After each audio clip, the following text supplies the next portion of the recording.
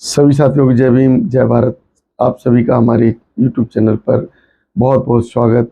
यदि आप हमारे चैनल पर नए हैं तो हमारे चैनल को सब्सक्राइब करें, वीडियो को लाइक और शेयर अवश्य करें। आज जंतर मंतर दिल्ली में बौद्धिस्टों के द्वारा बहुत बड़ा धरना प्रदर्शन का आयोजन किया जा रहा है, क्योंकि जो बौद्ध हैं उनकी अपनी मांगें हैं, अपने विचार हैं। उसके आधार पर जो बौद्धों ने एक आंदोलन का आयोजन किया है, आंदोलन को रखा गया है।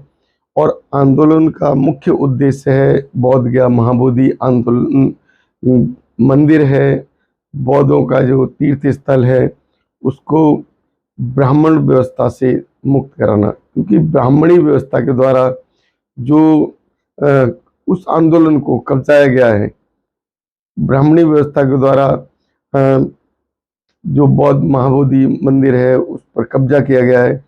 उस महाबोधि मंदिर पर उनके जो कब्जे से मुक्त करके और बौद्धों के तीर्थ स्थल को बौद्धों के पास होना चाहिए, क्योंकि कोई भी मंदिर हिंदुओं का है तो उसमें हिंदुओं का अपना कब्जा है।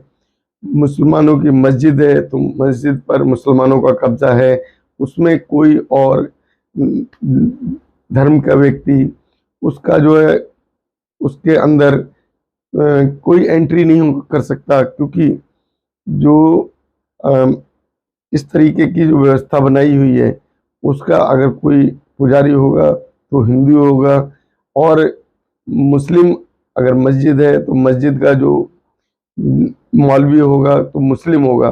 किसी अन्य धर्म के व्यक्ति के द्वारा उसका ना तो कोई सदस्य बनाया जाता है और ना ही कोई ऐसा पदाधिकारी जो कि उसके धर्म से संबंधित नहीं हो। तो जब ऐसा है तो फिर बौद्धों के बुद्ध विहार, बौद्धों के तीर्थ स्थल, उन पर हिंदुओं का कब्जा कैसे? उसका जो देखभाल करने का जो मेन उद्देश्य बौद्धों के पास होना चाहिए, तो उस पर जो हिंदू व्यवस्था के लोग कब्जा करके बैठे हैं, उसी के विरोध में दिल्ली के जंतर मंतर पर विशाल धरना प्रदर्शन रखा गया है।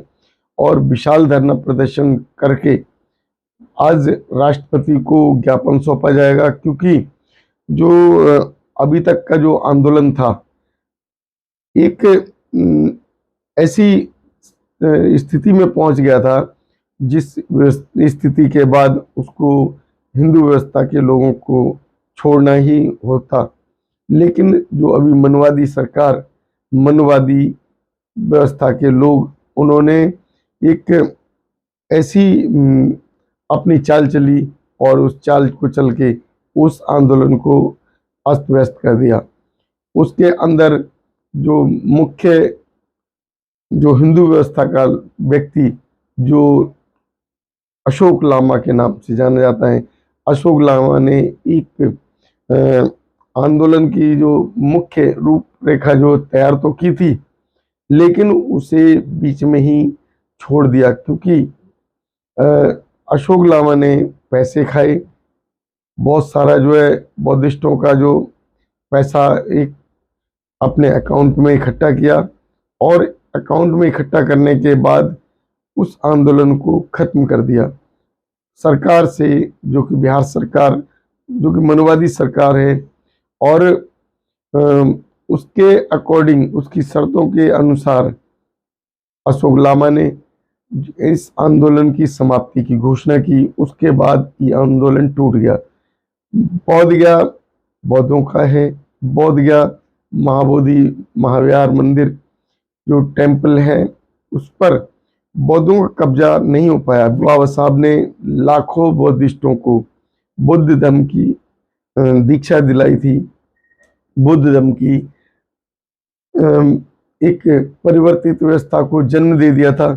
लेकिन उस समय के जो 6-6.5 लाख लोग जो बुद्धिस्ट हुए थे, जिन्होंने अपने आप को हिंदू धर्म व्यवस्था से मुक्त कर दिया था, उन लोगों के द्वारा अगर ये आंदोलन चलाया जा रहा होता तो शायद ये आंदोलन बहुत पहले ही समाप्ति के कगार पर होता।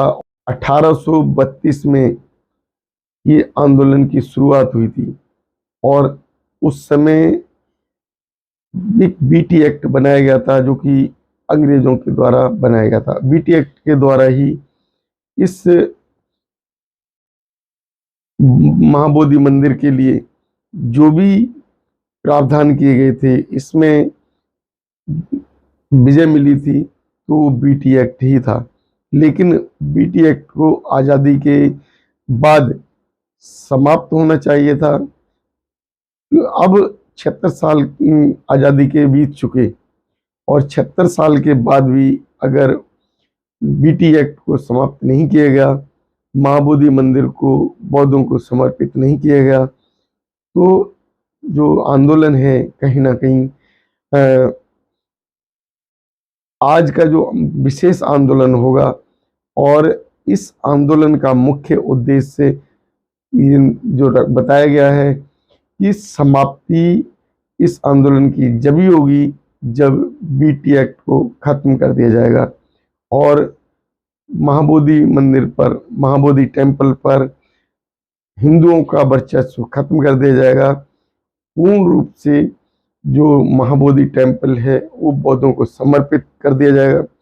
जो अभी की मनुवादी सरकारें चल रही हैं, मनुवादी सरकारें केवल वोट लेने के लिए दलितों के पास जाती हैं, SC ST OBC के पास जाती हैं, लेकिन जब वोट मिल जाता है, सरकार बन जाती है, तो वही मनुवादी सरकार इन दलितों को भूल जाती है। दलितों के लिए जो आवाज़ उठानी चाहिए वो आवाज़ नहीं उठाते, और दलितों की सुनने के लिए भी तैयार नहीं होती।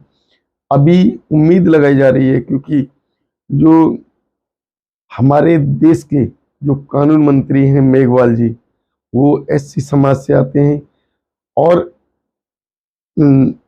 अभी हमारे देश के सुप्रीम कोर्ट के CJI बने गवई साहब, वो भी SC समाज से आते हैं, बौद्धिस्ट हैं, और वो पूर्ण रूप से बौद्धिस्ट व्यवस्था को मानते हैं। तो अभी कयास लगाई जा रही है कि जो बीटी एक्ट को समाप्त कर दिया जाए, क्योंकि जो केस है वो सुप्रीम कोर्ट में चल रहा है, और सुप्रीम कोर्ट में जो केस डाला गया है उसकी सुनवाई CJI गवई साहब करेंगे, और गवई साहब के नेतृत्व में ये जो आंदोलन है बीटी एक्ट की समाप्ति का आंदोलन, और बौद्धों के महाबोधि टेम्पल की मुक्ति का आंदोलन, उसको एक नई दिशा, नई दशा मिल सकेगी। तो देखते हैं अब इस आंदोलन का क्या परिणाम मिलता है।